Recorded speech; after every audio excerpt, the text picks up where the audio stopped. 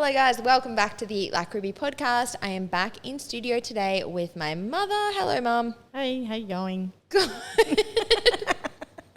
And we're laughing again. So Mum was here last week. If you haven't listened to last week's episode, we did a big update on Mum's nutrition and training and everything as she heads towards her 60th birthday, which is so cool because we had Mum in here last year as she headed towards her 59th birthday. Yep. So we're just getting some updates from Mum about nutrition and training as she heads towards the big 60. I didn't even ask you, like, are you excited? I don't feel like you're a person that gets sad about aging. Oh, God, no. But are you excited? Yeah, I am. Yeah, definitely. That's cool. Anyway, it's not about you today. No.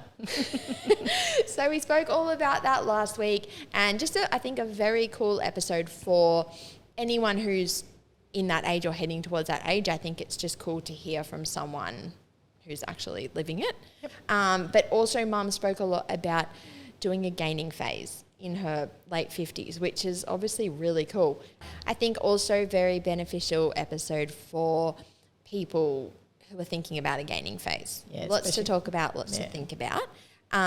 And we're going to keep talking about that today because obviously if you follow on Instagram, if you don't, it's eat_like_Ruby. But if you do, you will know that I am prepping and heading into my own gaining phase, which I'm very excited for. And I thought it would just be cool to do a big episode about that. I think it's one of those things where, to me, it's very common and it makes a lot of sense, but I think to outside people they're like, what, you're doing a gaining phase? What? So I think it'd just be cool to kind of explain a few more things and just see where the convo goes. So do you have any questions straight off the bat, Mum? If you don't, it's fine because we know I'll have plenty to say. But does anything come straight to mind when we think about me going into a gaining phase? I sort of know the answer to this, but I think a lot of people would be wondering why put on weight, lose weight, put it on again, lose it again. Like we know why. Yeah. But a lot of people that have never it's like, why would you do that? Yeah, would think, what's the point? Why not just take maintenance forever? Yeah, that makes so much sense. And shout out to Kirsten, who was in the gaining phase that you were in last year, and she's a big Eat Like Ruby fan, so she'll be listening to this. But she asked me the same question last year. She's like, why do people do this? And it was so funny when she asked me because I've never thought about it because, again, it's so normal to me and in my world. So when she asked me, I'm like, that's actually a great question. I have to think about this. Yeah. Essentially, we are obviously doing it to gain muscle. I mean, people might be doing it just to gain weight in general if you're underweight or whatever. But usually we want to gain muscle and we want to build the physique, build shape, maybe build a certain body part, build strength, all of those things. And on that note, I think it's it's quite a niche thing. It's not something that everyone does, and it's definitely not something everyone has to do. So if you're listening thinking I've done a fat loss phase, do I have to do a gaining phase now? No, you definitely do not. The way I see it, and I often explain this in Eat Like Ruby, and I've probably said it on the podcast before, is I think when people come, especially into Eat Like Ruby and something like the fat loss phase, obviously if we think fat loss phase, it appeals to a lot of people. Yeah. And people outside of the fitness and gym scene as well. So people understand it. Yeah, people are like, I want to achieve fat loss. Of course I would do a fat loss phase. It makes a lot more sense. And when I see, like I was saying, the way I see Eat Like Ruby is if people come in with a fat loss goal and they achieve that goal, normally I see people then in two different places or they go in two different directions. You're either just someone you don't love the fitnessy gym scene, you definitely don't have any desire for muscle gain. So you're kind of like, okay, I've learned what I need to learn. Awesome. I can just carry this for the rest of my life. And like you said, essentially maintain the fat loss that I've achieved. Whereas we then see other girls that are like, okay, cool. I've done the fat loss thing. It's cool, but I love gym. I really want to see if I can build my physique. Usually there's a certain body part. People might be like, I want to build shoulders or glutes or quads or all of those things. And we know that obviously the most optimal way to do that is with an actual calorie surplus, intentional gaining phase, structured training program, all of the things. So really I see it being more niched in, like I said, and it really is for those girls that have a desire to build their physique or build their strength or both. Yeah. Does that make sense? Yeah, it makes, yeah. Yeah. And so, like I said there, and I'll say it a million times, it's definitely not something people have to do if you're someone who's hearing all this thinking, shit, is that what's next for me? It absolutely can be, but it doesn't have to be. And I think it's just cool to think about yourself and think what appeals to you. And you'll know. Yeah. Like, if I say gaining phase and you think, fuck off, then probably not for you. Yeah. But I think it's becoming a lot more common, and it's definitely becoming a lot more common. It's funny, in Eat Like Ruby, we have the training membership. So shout out to the training membership girls. But these are all girls that have been in one or multiple Eat Like Ruby programs, and they sort of dabble in and out of programs that appeal to them. And then when they don't have a big, massive goal or anything they want to work on, they just hang around for training. So that's what the training membership is for. And it's funny because I went in there at the start of the year and I was like, what's the goals for the year, guys? Like, what are we thinking? And all of them are girls that I know pretty well. They've been in a lot of things. So it's cool to see what they want to work towards. And everyone's sort of like, I want to hit this lift, or I want to do this, I want to do that. And I would say 99% of them at the end was just like, no one wanted to really say it, but everyone was like, maybe a gaining phase. And it was just even cool for me to clock, because knowing them all, I was like, you wouldn't have said that 2 years ago. Yeah. Like, no way. Yeah. So I just thought that was really cool to be like, ooh, we're getting the message across. But I think that's even a perfect example, because those girls have, like I said, been in other programs, learnt a lot about nutrition, achieved results. Even if I think about all of the clients that we had on the podcast, like Kylie's in that training membership, Nita's in the training membership, Kirsten's back in the fat loss phase, they're all in something. And like I said, they've achieved a lot of things. And then when they just want to focus on training and manage their own nutrition, they go into that, and it's really cool. And they're a perfect example of people learning during a big program and then being like, oh, do I want to take this in another direction? Like, do I want to dabble in the gaining thing, which is really cool. And even in the fat loss phase, it actually surprised me a little bit how many people, the introductory thread. That was crazy. Yeah. I couldn't keep up with it, so I don't know how you. It was like so much of my time, but it was great. It was honestly great. And I wanted to like really give everyone like the time of day. I didn't want to just rush through them all, but I think there's about 170 comments on it now. But it even surprised me how many girls in there mentioned maintenance, gaining, or like getting out of fat loss. Like, I think it's just people are starting to understand it a little bit more. But I think really what I was getting at is you sort of decide, like, do I just want to know enough about nutrition and manage my nutrition enough to feel good and get on with the rest of my life? Or do I love this shit and I would love to do something else? With a lot of them would, like at the start, just want to have learn a little bit about the nutrition and think. But then once they get into it, I feel like they learn so much about themselves. And that's when they want to take it into a different direction. Yeah. Or that little bit further. Yeah, because they learn about themselves, about how their body responds. And there's so many people out there that don't know how their body responds to things. They just eat what they're told to eat, or, just go, oh, what do I feel like eating? Not like, what will I eat to make me feel good? Yeah, to and move perform, me in the direction I want to go. Even if they're not gym, but just for to feel good, and to sleep better that night or whatever. Like, a lot of people don't even consider really what goes in their body. So isn't that wild? Yeah. So and that's not me shaming, but you forget, because it's obviously a massive part of my life. But even just everyone around me, it's weird to think. But you did grow up like we. We always sort of had those well-balanced meals and that, whereas a lot of people don't grow up knowing, learning that either. Like, they just... Yeah, true. Yeah, lots and lots of takeaways and lots of, so they don't know. Takeaway was such a thrill in our house. Yeah, we never got it.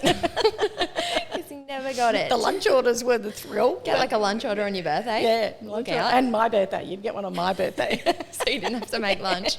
That's hilarious. No, that's really cool. And I think even when you said like people learn a lot about themselves, I think on a similar note, one thing I've been thinking about gaining phase lately, and especially as all the girls that I've had in Eat Like Ruby for a long time are starting to mention it, I think a really cool thing to look at there is if you don't feel confident managing your body composition and especially feel confident knowing how to achieve fat loss, there's a very big resistance to go into a gaining phase. Oh, yeah. Because when we really think about it, when we do a gaining phase, we usually do a fat loss phase after it. Because we usually do the gaining phase, we put on a bit of weight, we're stacking on the muscle, we're doing all the things, but we know a little bit of body fat will come with that.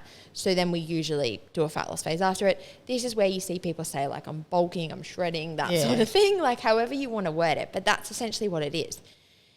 If you don't feel, and this can be quite subconscious for people, and I think it'd be even cool for my like OG or my long-term girls to clock, or even people that are just have experience with their nutrition and training, whether you're long-term and Eat Like Ruby or not. If you have a bit of an interest into going into a gaining phase, that says a lot that you back yourself to achieve fat loss on the other side of it. Yeah. Because if you're someone, if we think about someone who's very lost and confused with fat loss, if I say the words gaining phase, you really do think fuck off. Yeah.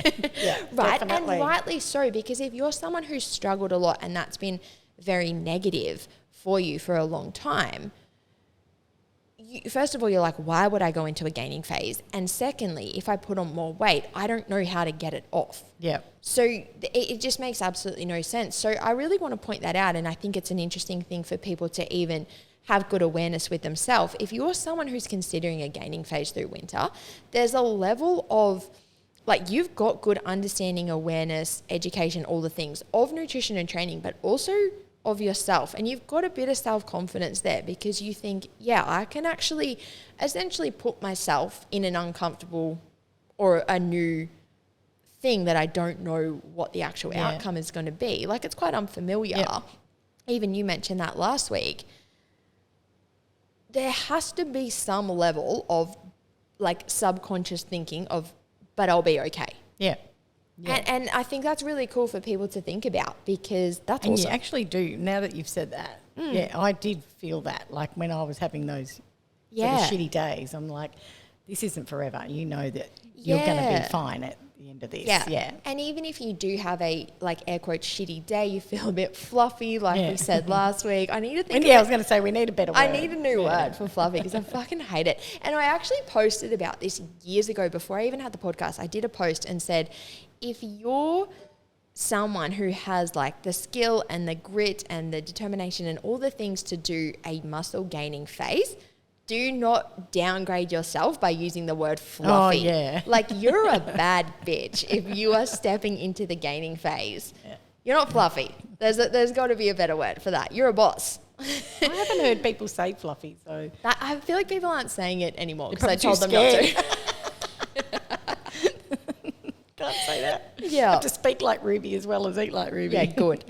No, but I think, yeah, when you are having those off days or whatever, you do have a bit of an underlying thing that's like, again, even if we want to put it in this way, it's like worst case scenario, I go back to a deficit. Yeah. You know, but you're like, okay, well, I know how to do that. And I've had success with that. I'm confident in that, all the things. Even, I think Kirsten said it on her episode, when she's like going into her first gaining phase last year, and she's like, I just thought to myself, worst case scenario, I roll out the other side and go back on a diet. But that's a perfect way to think of it, isn't it? Like, that's exactly how you do. Yeah, for sure. What was your question? Why do you do it? That was the question. Yeah, why put on weight, take it off, put it on, take it off? Yeah, so essentially you're wanting to, obviously gain muscle, build muscle, and usually when we think about going through, like, if we want to call like rounds of it, like if you did a gaining phase every winter for a few years, you're trying to grow that bit more muscle, build a bit more shape, all of the things. Then we do a fat loss phase. We strip back a bit of the fat. We essentially like reveal the muscle. We go again. Usually it's one of those things, even if we think about, like, that's what a lot of like actual bodybuilders do, is go through that cycle. And it's something like in the bodybuilding world, they always sort of talk about the fact that, like, you're never done. Yeah. You're never done.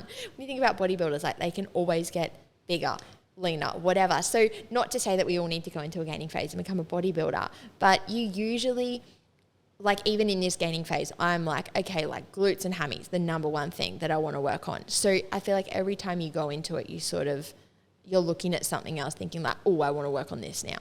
So then when you go into the fat loss afterwards,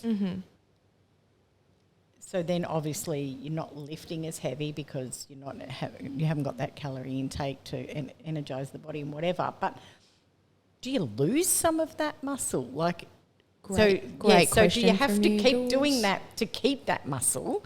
If you do one gaining phase, you look great at the end of the fat loss afterwards, and then does that just drop back after a while? Away. Yeah, Not really. No, but I mean, but it doesn't stay. You have to maintain that to keep that, don't you? So that is a great question. And muscle maintenance is a lot easier than muscle gain. Okay. So it's, and this is like, we actually know this scientifically to be true. So it takes, I don't want to say it takes quite a bit, but it does actually take quite a bit for muscle to start deteriorating and breaking down. So if we can, like there's certain things we can do, obviously if we can keep training as progressively as we can and as hard as we can, but also this is where protein is an absolute like no-brainer to get sufficient protein every day, because protein is literally responsible for rebuild and repair in the body. So if you're training as hard as you can still, and then those muscles are breaking down, we've spoken about this heaps on the podcast, you want that protein to come in and pick it back up and do, like you said, do its thing to maintain that muscle as much as we can. So we definitely don't just like go into fat loss and drop it and lose it. But obviously we're not building it like we were. So, and this is even why if you think about somebody who is dabbling or like doing this on a rotation like myself, really, this is why the fat loss is quite short, sharp and aggressive. Like we don't want to hang around in fat loss for 8 months. No. When really like we can go and get the result, get out and then get back to lifting, get back to maintaining, gaining, whatever you want to do. We know like really when you're in a real sweet spot and you've got your head around a lot of this and you're managing your nutrition and training well, the real magic is going to happen in the gaining phase, or at least at maintenance. Yep. Like to me, the deficit is just like, quick schedule one, get it done. Yeah. But we know like the PBs and the building and all that is going to happen on that higher intake. So does that answer your question? Yep. Love it. So you mentioned that you were going to work on your hammies and glutes. Yeah. Is that all that you're like going to focus on, or? Love that. Because you've never really been a big upper body girl. No, my upper body's huge. It is. It was like jealous. It's so funny because you like take after your dad, like everyone like wants what they don't have. Yeah. It's funny. Like remember when we were in the gaining phase and I said, what did I say? My body's more Ian Thorpe than Kim Kardashian. One of the girls messaged me about that literally yesterday. She's like, she replied to my story and she's like, you look so great, but all I think is Ian Thorpe. Or the ironing board, folded up ironing board. So my upper body's huge. So I still train upper body, but I'm actually using my upper body sessions as more of a like strength and performance, sort of like gaining on my strength and performance. So in terms of like chin-ups and push-ups. Yep. So example, like my upper body sesh is pretty much just like a warm-up exercise for back, and then like an actual chin-up variation. Yep. And then a warm-up exercise for chest, and then actual push-up variation. Yep. I don't do a lot of like tricep, bicep, shoulders, all that sort of thing. So it's very much focused on the performance and the movement more so than like hypertrophy muscle gain. That's like I wouldn't my just type of training. Yeah. And it like that's literally just personal preference. Like I have so many girls in it, like they're important things that you need in everyday life. To be able to do. And I want to be like strong and be able to lift myself and move my weight and stuff, but I don't want to sit there and like rep out tricep exercises. Like my triceps are massive and I don't do nothing for them. And but then on the flip side, like I have girls in it like Ruby that love upper body, and you love upper body. So it's completely comes down to personal preference. And then for me, like I literally just love hamstrings. I would train hamstrings every single day if I could. And then my glutes, I feel like my glutes took a big backward step when I was injured. Yeah. Like when I had my hip and I had a glute min injury, which is like the most random injury in the world, but I scaled back so much of my glute stuff. And when I was really like actually going through that injury and doing a lot of rehab, I would do things like leg extensions and leg curls because there were no stress on my hip or back or anything. Yeah. And then I was training upper body as well. And then I was like saying to Shaq the other day, like at that time training was very much like a mental thing for me. Like I just wanted to go and train. Yep. And then when I look back now, I'm like, I literally smashed my upper body, my quads and my hamstrings for so long, and my glutes were just doing rehab. So I feel like they're behind in that sense. So I'm excited to give them a bit of love and attention. And I feel like I tend to program in sort of like 6 to 8 week blocks, just depending what's going on. So I'll sort of just look and be like, oh, what do I want to hone in on this block? In this current block, I'm not doing leg extensions, which was so like my ego is like just a few leg extensions. But I know like my quads are huge and then they're just going to keep getting bigger and I'm never going to catch up in the way that I want. So it's a bit of a hit to my ego, but it's fine. Yeah. But it's come back to them. I know. I don't think they're going anywhere. Yeah, I was going to say they're not going anywhere. But I think it's cool. And this is also why I love the gaining phase. And like we were saying, I think it is for that sort of specific person, because if you think about an everyday person that doesn't like love this kind of lifestyle, they don't really give a shit about their hamstrings and their delts and their lats and all these things, which is perfect. Like if that's you, that's awesome.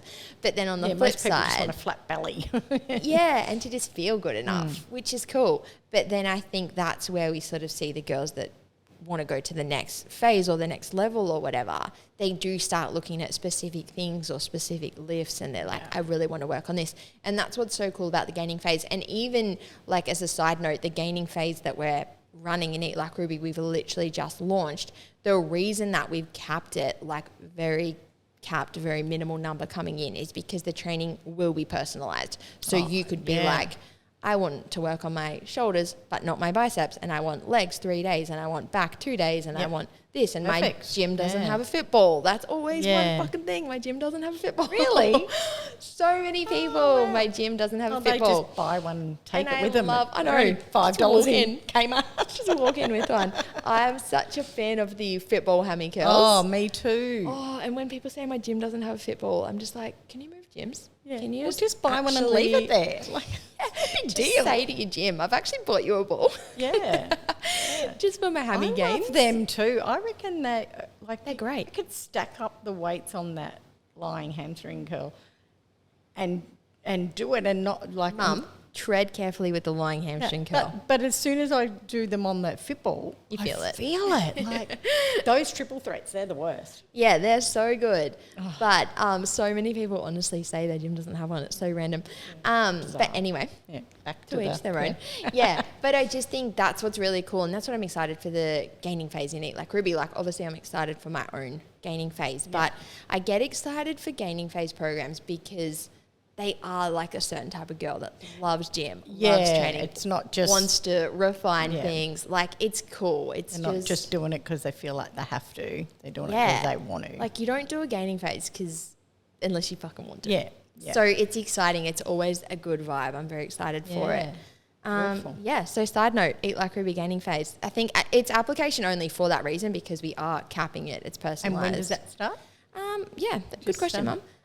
Literally the day after the fat loss phase, which I think is April. G's giving me numbers. April 22nd. Yes. A bit early for me. The Monday, whatever the Monday is in April. But it's literally the day after the fat loss phase. Yep. But that's cool. I'm excited for that. So I'll be out there working on the glutes and hammies. And you can come into the Eat Like Ruby gaining phase and work on whatever you want. Yeah. You tell me. It's cool because I always do a one-on-one consult with the girls, like just as like a Zoom, whatever, FaceTime if you're my mum. But I love to do that and just straight up be like, what do you want to work on? How many days do you want to train? What does your gym have? What do you not have? What do you hate? What do you love? Even when we think about exercises, like you just get people that are like, you know, I don't feel RDLs or I don't like the leg press. I fucking love split squats or whatever.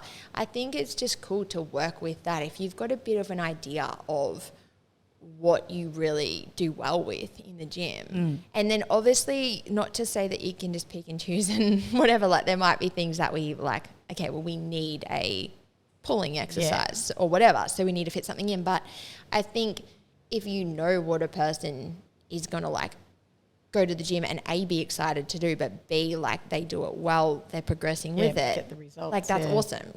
So that's what we do for your programs. Yeah, I literally just call mum and I'm like, okay, what's working, what's not. And but that's what's really cool. So I love that. What else? Calories? Should we talk calories? Yeah, definitely. Because you get up, I mean, you have a lot of calories anyway, don't you? Like, So when I think Shaq and I did the episode that came out like early Feb just about my current nutrition and training, which I'm obviously still doing, but I am spending, I'm trying to think when this will come out. 10 weeks at maintenance, but I was up in my cals. Up to 23? Yeah. I'm just trying to think when this episode's going to come out. I'll probably be like wrapping up my 10 weeks at maintenance around the time this episode comes out.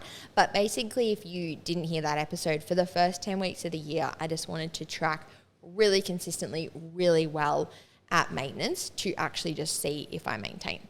And just get an idea, because obviously I said in that episode, I started the year at 2,200 cals. I was maintaining really well. I've edged it up to 23. That's literally just been this week. If I get to the end of 10 weeks and I look at like peaks, measurements, weight and things I've maintained for the most part, that gives you a really good idea. Like, okay, if I maintain on 23, where do I go for a surplus? Like I'd probably go 25-ish. And like I said on that episode, obviously we can calculate this, but calculations are a great starting point for anyone on anything. You still have to do an assessment to really work out how that truly works for the individual and how that individual body responds to it. You've got to have a starting point, but so calculations are such a great starting point, and then you just watch what happens and adjust. So that's exactly what I'm doing right now, is assessing so I can make that adjustment. So that'll be like mid-March will be the end of that 10 weeks. I think I wrap up, like I've timed my training to wrap up then as well. So I'll start a new training phase and go like make that jump to 2,500, which is just cool. It's exciting. I don't know if I've mentioned on the podcast before, like in previous gaining phases, I've gone as high as 3,000. I was just going to say, well, like what would you have gone to in other times? And this is a really cool point, because again, people really cling to those numbers and the calculations and all the things. But when I did a big gaining phase at the end of 2020 into the start of 2021, I was a full-time gym manager who had a stand-up desk, so I did not sit down at all. And it was post-COVID. I was literally cleaning my gym all day, every day. Like it was crazy. But what I'm getting at there is I went to like 2,200, 2,400, 2,600. I was working with Denver, like shout out Denver Stain. I worked with him for like 3 years and can't speak more highly of him.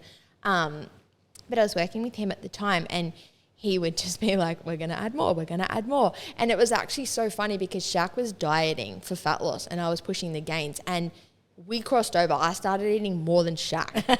Like that's wild. If you don't know, Shaq is my 100 kilo, 2 meter tall husband. But yeah, that was crazy. But I think that's such an interesting point, because I couldn't even tell you what my steps were. I don't think like my actual steps were that high. But I think I remember you saying at one point it was around 8,000. Was it? I remember once. Yeah, I know what you're talking about. I'm going to come back to that. When I was like managing jets and even Jolies, I don't know like exactly what my steps were, but I don't think they were actually technically that high, but I was on my feet all day and like cleaning. So I'd be like scrubbing benches and dumbbells and stuff. So you're not technically like getting steps, but you're super active and you're on your feet and stuff. And that's what I think is the important thing for people to see there, is because if you did a calculation just based on steps, it's not going to factor that in. And we can't factor that in. And that's what I say to people all the time.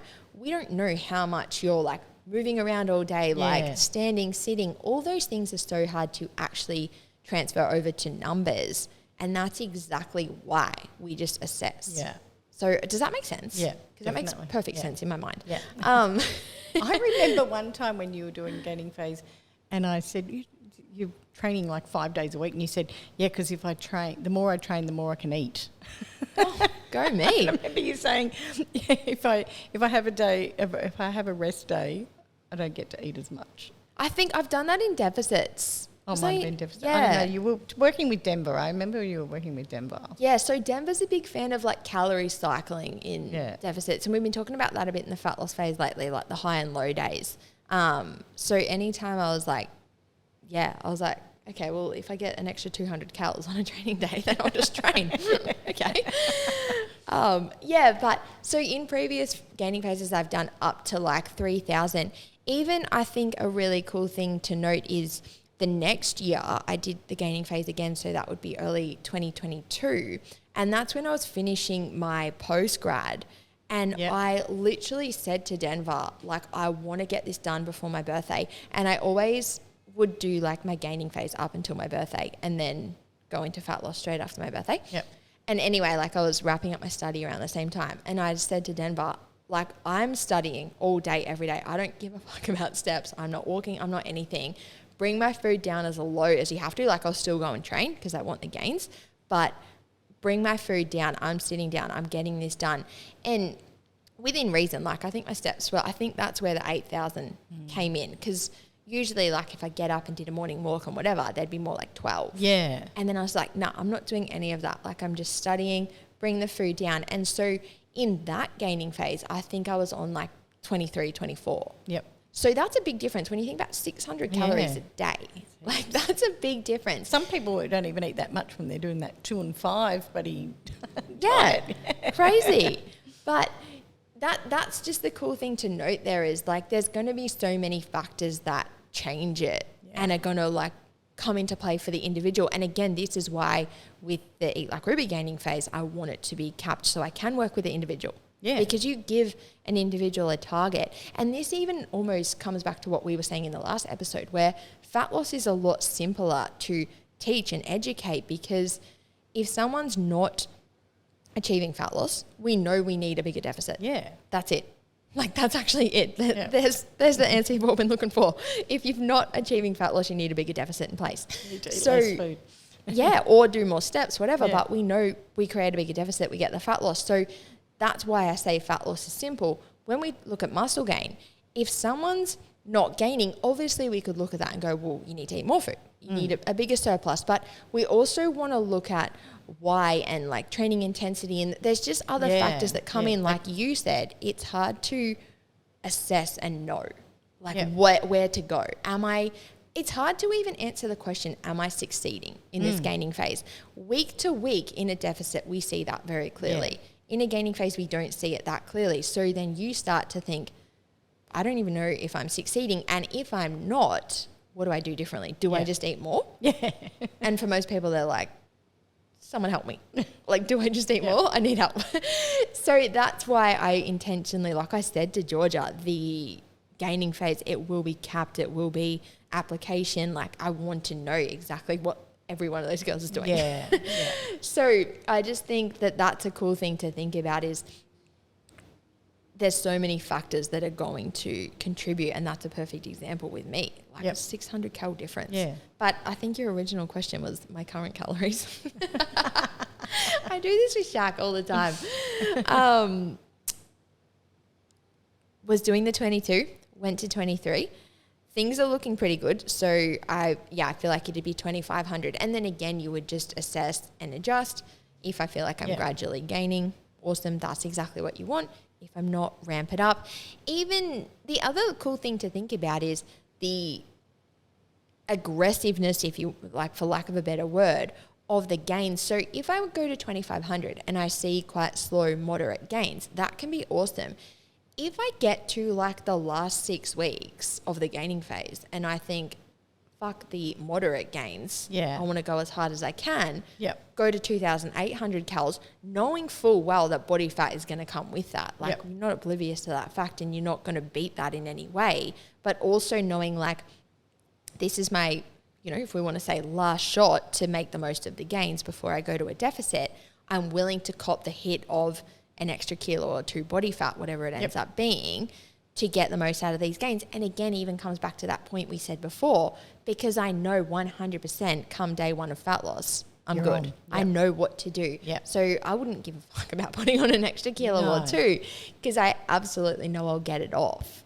Yep. And that's probably even a cool thing to talk about is like weights and weight gain, because I feel like I've dropped this on previous episodes, but like when I've done very intentional big gaining and then very intentional fat loss, it honestly is about a 12 kilo difference. Yeah, that's crazy. I thought I was all right doing 6 kilos, but you did that 12 and it's... Yeah. And so to put that into context, like sitting here right now, I'm hanging in the 62s and I've been hanging here for a long time, like I'd say since the wedding pretty much. And this has always been sort of my comfortably maintenance place. Like I hang here fairly easily. Yep. Not easily. When I'm consistent, I hang here, but I don't have to do anything aggressive to sit here. To get like under 60 kilos is when I need to be quite aggressive. Like that's a definite deficit. That's a lot of steps. Like I'm actively pushing to get under. And when I'm like doing that to do something like a photo shoot or something that's quite extreme, I've usually ended a deficit around 57. I think I even hit the 56s on my last one, which is like tiny. I think I was there for one day. Like I'm not hanging at 56 kilos ever. Like that's very you feel intentional. Because I feel like you so feel skinny, but even scrawny. feel like lethargic and... I just get so in the zone. I feel like I tap out of my emotions in a fat loss phase. I don't know if that's a good thing or a bad thing. But because I know when I've got like at my lowest and I felt scrawny and I just didn't feel I definitely healthy. feel scrawny. Like I have the narrowest little hips. I think that's where I made the ironing board comment in the gaining phase last year. So all the girls in that will know. But I pretty much said like me at my leanest and lightest, I just look like a folded up ironing board. Which that's not the look anyone's going for. So it's not that great. But then when I've wrapped up gaining phases, they're usually around that 68-ish kilo mark. So if we think 56 to 68, like that's where the 12 kilo difference is. So that's wild. So yeah, like I said, sitting here right now, I'm like 62-ish. I never sort of put number goals on it like that. Like you're not like, I want to gain to 66 kilos or whatever. But I'd say it's going to be around the same. I'd say it'd be like the mid to high 60s. And then she'll just go from there. Right now, like it's funny because my plan all along was to go like fat loss in July. There's a few things I want to do in October that I was like, oh, I'd love to do like a very, not aggressive, but like in like direct fat loss phase through that back half of winter and stuff. But then even like G said to me yesterday, she's like, you're so fucking fit, you're so lean, whatever you said yesterday. And then I'm like, should I just keep pushing the gains? But we'll see. I'll see how I'm feeling come July. I'll see what's going on. But right now my plan is to go gains basically like March, April, May, June. And then assess come July. Yeah, so guys, we're about to wrap up and then old Gmot from the sidelines has asked about the actual Eat Like a Beginner phase and said, is it for a beginner? Like, could it be for a beginner? Which is a great question. I would say it's for any level, so long as you are picking up what I'm putting down and you know, like, this is something you want to do. So I don't mind. I don't discriminate, beginner, advanced, whatever. Obviously, if you're advanced and you're like, Rubes, I know what I'm doing, just help me do it. Like, that's fucking awesome. Let's actually go. But if you are a beginner and you're like, oh, I want to like dip a toe in this gaining phase. If we think about last year, I'd say that was the case for a lot of the girls, like especially first gaining phase. Yeah, well, I was. Yeah. So if you're someone who's in that, and like Mum said, that's such a great time to actually be in the program or have the coach or whatever. to do it for your first time. So definitely beginner, advanced, whatever level you are, so long as, like I said, you're hearing this thinking, yeah, absolutely, I want to like do the gaining phase. But even one more thing I'll say on that, maybe don't quote me, maybe next week, week after, I'm not sure, but I'm going to redo the toning episode, because we did a toning episode that was so good. Literally like a year ago, way back when I started the podcast. And I really explained what toning is, because I think there's a lot of myths and confusion around toning.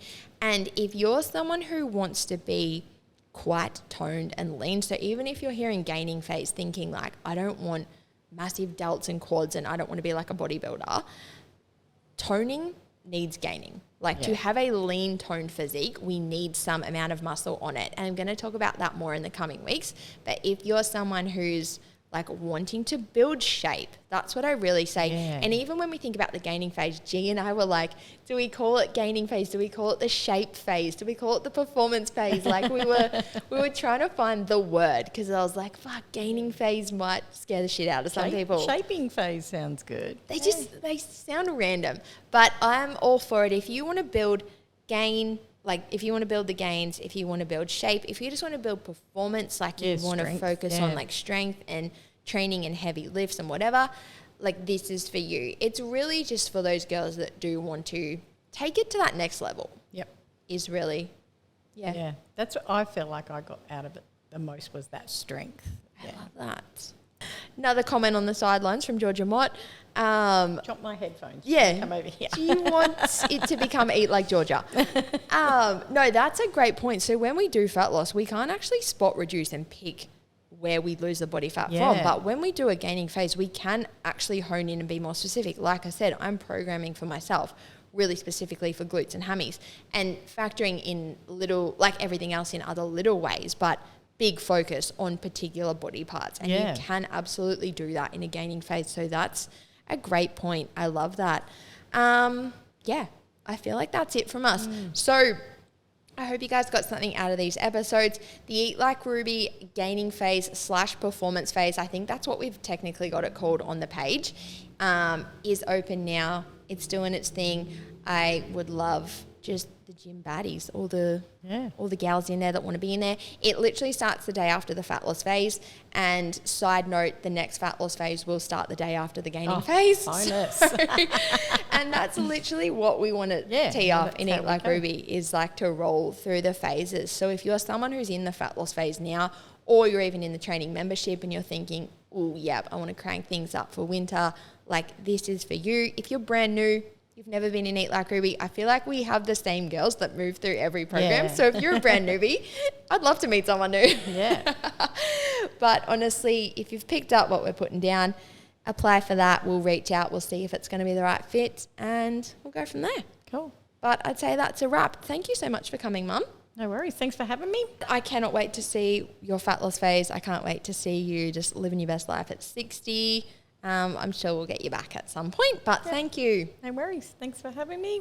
And thank you guys for listening. Like I said, I'll be back next week. We're going to do the toning episode. It might even be next week, or it's definitely in the next few weeks. So that's going to be a big one. I think people will learn a lot from.